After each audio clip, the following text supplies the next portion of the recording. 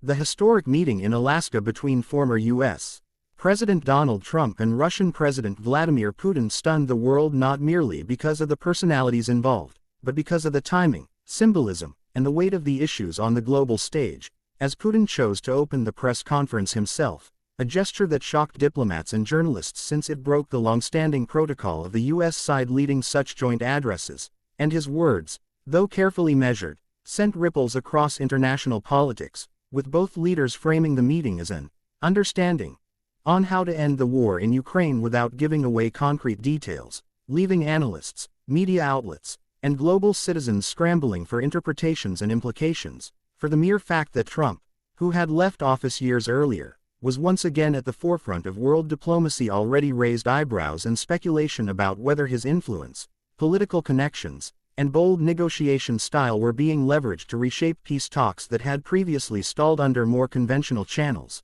and the Alaska location itself carried strategic weight, it being close to Russia across the Bering Strait and symbolizing a Cold War-era geography where US and Soviet ambitions once collided, making the optics of Putin and Trump standing side by side particularly powerful, especially after a reported 2.5-hour closed-door session during which aides were kept out and only translators remained, suggesting that candid, unfiltered dialogue took place between two men known for preferring direct conversations over bureaucratic mediation, and when the press conference began, Putin's move to step forward first and speak shocked even seasoned Kremlin watchers because it projected dominance, initiative, and control of narrative, particularly as he claimed a vague understanding on the Ukraine issue that hinted at compromises and yet avoided details, effectively forcing the world to speculate on what was truly agreed upon, while Trump, taking the podium after him, emphasized his long-standing belief that wars can be ended through strength and personal diplomacy rather than endless negotiations,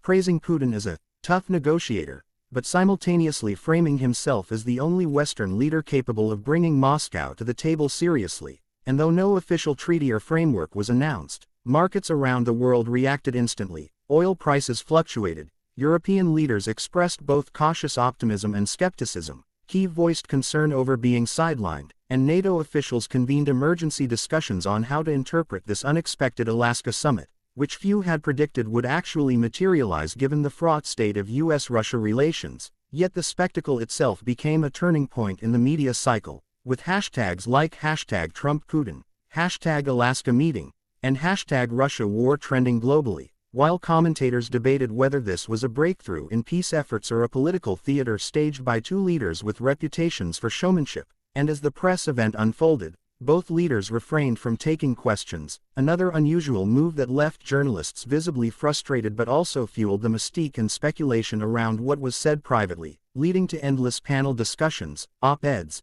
and social media storms dissecting body language, phrasing, and tone, with observers noting how Trump appeared unusually measured compared to his typically freewheeling style, possibly indicating the seriousness of the talks, while Putin, calm and composed, projected the image of a statesman reclaiming Russia's role as a central player in world affairs, and this entire episode reminded many of the Helsinki summit years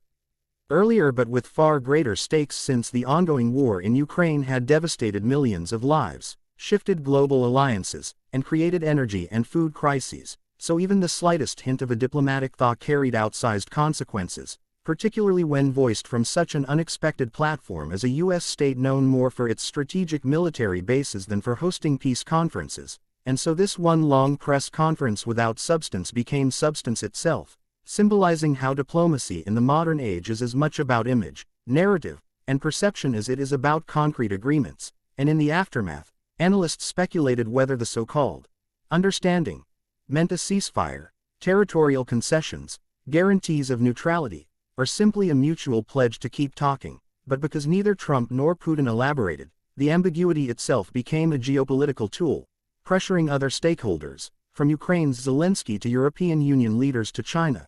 to respond to a shifting chessboard without clear rules, and while critics accused both leaders of undermining institutional diplomacy and sidelining allies, supporters argued that history has often turned on the bold initiatives of strong individuals willing to bypass protocol, and whether this Alaska moment will be remembered as a genuine step toward ending one of the 21st century's most brutal conflicts or as a dramatic stunt aimed at projecting power and influence remains uncertain, Yet for now the image of Putin opening a press conference in the United States, standing beside Trump, and declaring an understanding on Ukraine has already secured its place in the annals of global political theater, ensuring that historians, journalists, and policymakers will be dissecting this long paragraph of modern history for years to come as the world waits to see if words in Alaska will lead to peace in Ukraine or merely another chapter in the saga of great power rivalries.